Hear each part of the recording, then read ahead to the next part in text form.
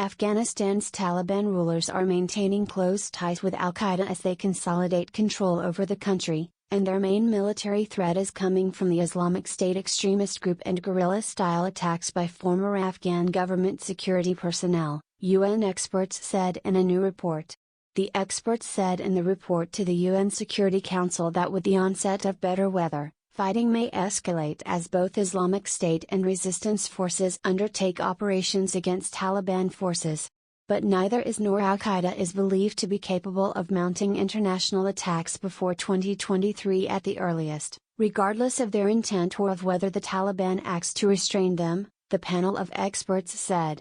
Nonetheless, it said the presence of al-Qaeda, and many other terrorist groups and fighters on Afghan soil is raising concerns in neighboring countries and the wider international community.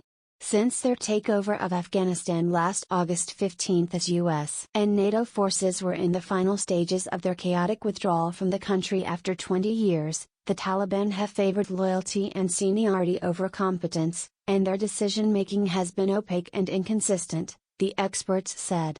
In the report obtained Thursday, the panel monitoring sanctions against the Taliban said its leaders have appointed 41 men on the UN sanctions blacklist to the cabinet and senior positions, and they have favored the country's dominant Pashtun ethnic group, alienating minority communities including ethnic Tajiks and Uzbeks.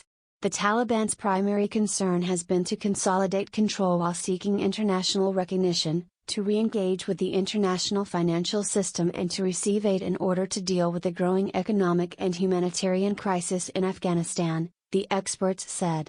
Since taking power, however, there have been many factors creating internal tensions within the movement, leading to perceptions that the Taliban's governance has been chaotic, disjointed and prone to reversing policies and going back on promises, they said. As the Taliban struggle to transition from an insurgency to a governing body, they have been divided between pragmatists and hardliners who have gained the upper hand and want to turn the clock back to the group's harsh rule from 1996 until December 2001, when they were ousted from power by U.S. forces following the 9/11 attacks on the United States. To date, their efforts to win recognition and aid from Western nations have floundered, largely because they have not formed a more representative government, and have restricted the rights of girls to education beyond elementary school, and of women to work and travel without a male relative's oversight.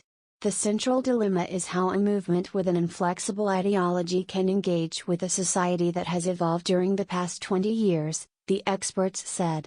Further stresses revolve around power, resources, and regional and ethnic divisions. Despite these serious issues, the panel said the Taliban appear confident in their ability to control the country and wait out the international community to obtain eventual recognition of their government. They assess that, even if they make no significant concessions, the international community will ultimately recognize them as the government of Afghanistan, especially in the absence of a government in exile or significant internal resistance, the experts said. So far, not a single country has officially recognized the Taliban, and there is growing international anger at its treatment of girls and women and its failure to keep its promise of forming an inclusive government. There are also concerns about the Taliban's inability to keep its promise not to allow terrorist groups to operate in Afghanistan.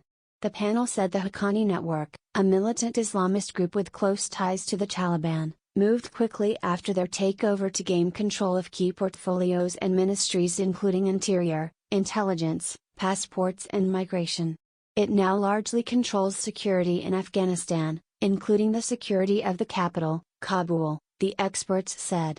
The Haqqani Network is still regarded as having the closest links to al-Qaeda, the panel said, and the relationship between the Taliban and al-Qaeda also remains close. The experts pointed to the reported presence of al-Qaeda's core leadership in eastern Afghanistan, including its leader Ayman al-Zawahiri. To counter the Islamic State, the report quoted an unidentified country as saying the Taliban have created 3 battalions of special forces called Red Units. The emergence of the National Resistance Front and Afghanistan Freedom Front, comprising former Afghan security personnel, has led the Taliban to adopt aggressive measures against populations suspected of supporting anti-Taliban operations, the panel said. In April, it said National Resistance Front forces stepped up operations in Badakhshan, Baghlan, Jozjan, Kunduz, Panjshir, Takhar and Samangan provinces. The Afghan Freedom Front, which only emerged recently, has also claimed several attacks on Taliban bases in Badakhshan, Kandahar, Parwan, and Samangan, the experts said. Taliban forces may be hard-pressed to counter several insurgencies simultaneously, they said.